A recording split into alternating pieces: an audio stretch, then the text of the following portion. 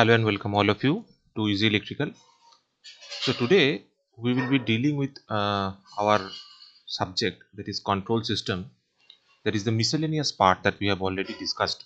That we will be dealing with miscellaneous parts that includes control systems, your digital electronics, your power electronics, and if there is any other subjects that are related to SSC JEE, some miscellaneous questions are getting asked that I will include in this portion. So today is your 6th of October, and today I'll be sharing with you 10 questions that are related to control system.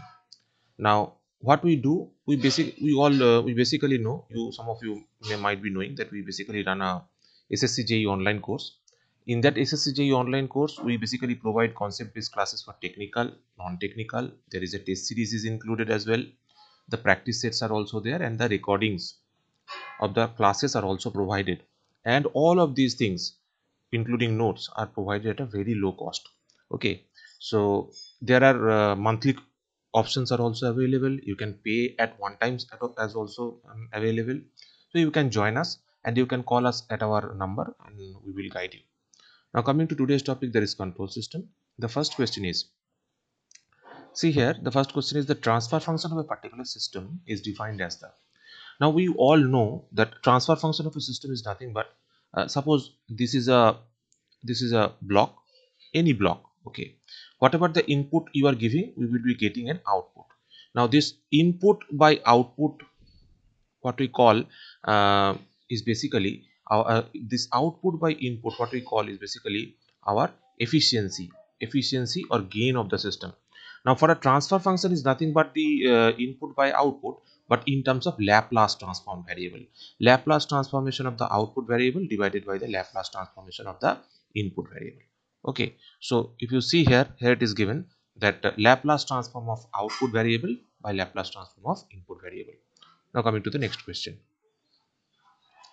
Here it is saying the transfer function is strictly proper when a transfer function is strictly proper. First of all, it is saying that the order of the denominator polynomial is greater than the numerator polynomial. Now you might be knowing that any transfer function, suppose g of s, are transfer functions. That is the space domain representation, can be written as k, that is dc gain, into s plus z1, like that, s plus z2, like that, dot dot dot, divided by s plus p1, s plus p2. Likewise we can represent. Now here this z and p are basically, z are the zeros and p are the poles. Now we say that when the transfer function is proper means these polynomials will have equal, that is, here you can see the order of the polynomial, the order of the denominator, the order of the denominator polynomial is greater than that of the order of the numerator polynomial. And here the term used is strictly proper. For strictly proper case, this is the right answer. That is, the denominator polynomial is having greater than that of the numerator polynomial. We call it a proper when you can see that it is equal to that of the numerator polynomial. Denominator polynomial is equal to the numerator polynomial. In that case we call it as proper. And improper we say when the denominator polynomial is less than that of the numerator polynomial. In that case we can say, we call it as a improper. So there is a strictly proper case, strictly proper, there is a proper case, there is an improper case. Okay, improper case. Now this is the here you can see the order of the denominator polynomial is greater than the numerator polynomial, and here it is the denominator polynomial is less than the uh, a polynomial. So this one is basically your improper case. Improper case, improper case. This is strictly proper when both of them are equal, that is, order of the denominator polynomial is equal to the numerator polynomial, then it is called as a proper. Now coming to the next question. The zeros of the system indicates, the zeros of the system indicates, I have already shown you that it is basically indicates the value of the s for which the transfer function becomes 0, the value of s for which the transfer function becomes 0. Now the next question is, in case of force voltage analogy, which of the following combination is incorrect? Now basically in case of force voltage analogy, we basically see that the force is represented in torque, analogous to torque, that is correct. Displacement is analogous to angular displacement, correct. Displacement means suppose any distance s is proportional to the displacement theta. Mass is proportional to moment of inertia, that is also correct. Mass is proportional to moment of inertia, that is also correct. So none of these will be the correct answer because all of them are correct. Okay. Now coming to the next question. Which of the following properties is not true for an open loop system? Which of the following properties is not true? It is accurate, the system is slow, the system is more sensitive, none of this. So we all know that in an open loop system, we basically provide an input, and because based on that, we basically get the output. So input, we get the output. Here in this case, you can see there is no feedback is given from taken from the output.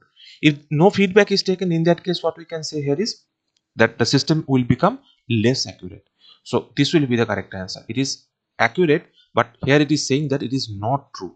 Which of the statement is not true? It is accurate. It is not true. Now coming to the next question. Which of the following a graphical techniques that deals with the relation between the variables of the system that are described in the form of the set of linear algebraic equations. Basically, input and output relations are shown in the case of signal flow graph. Okay, so signal flow graph is the basic representation where we basically use the Mason-Gain formula to easily determine the process of block diagram reduction. We use basically to find the output by input ratio by block diagram reduction. An easier way to find out is signal flow graph. Okay, other two methods I will discuss in coming videos. Now coming to today's uh, next question, that is, what is the preferred method of determining stability? Basically, you see, we can measure stability by impulse response as well as step response, but the impulse response is the preferred of the four options. Okay, or preferred of the three options. Ramp, from ramp we cannot get the stability criteria. Now coming to the next question. In case of the first order system, the steady state error of the step response is, if we consider a first order system, that is, suppose a g of s function is given like this, 1 by 1 plus st. Okay, here the steady state error is basically 0. You need to keep in mind that thing, that whenever we are talking about a first order system, and in a first order system, the step response is basically your 0. Okay, we basically get a 0 response in case of step. Okay, now coming to the next question. uh, First order system for which the response parameter is wrongly stated. Okay, here basically I have tried to mention all the different types of first order system parameters, that is delay time, rise time, settling time, steady state error. All of them are true. Okay, all of the values that I have taken, all of them are true. For delay time it is 0.7 0.70. Here what is this t? Basically we have considered that g of s is equals to 1 by 1 plus st. In this transfer function, this t value is t is basically this t, delay time. Okay, so all of them are true, so none of this will be the answer. None of this will be the answer. Why none of this answer? Because wrongly stated it is mentioned, okay, in the question. Now coming to the last question. A standard second order system must be having two poles irrespective of the number of zeros. Omega n square in the numerator and denominator must be same. S square coefficient should be 1, all of the above. So if we consider we have seen that a transfer function g of s, if we write, that is what we write, s square sorry, we basically write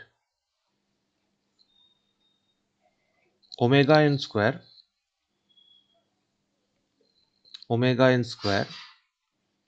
divided by s square plus 2 zeta omega n plus omega n square. Here you can see having two poles. Having two poles means here you can see the order of the system is 2. Okay, that means we are having here two poles, and omega n numerator and denominator have the same. Here also you can see in the numerator and the denominator omega n square is used, and the coefficient of s square is 1. Here also the coefficient of s square is 1. So standard second order system must have all of the above. Okay, so must have all of the above. So up to this point, we have ending our today's series.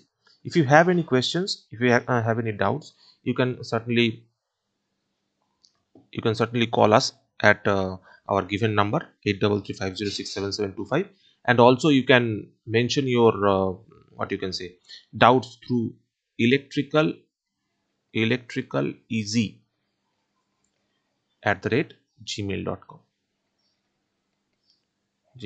if you have any doubts regarding this class. Okay, thank you everyone. Have a nice day.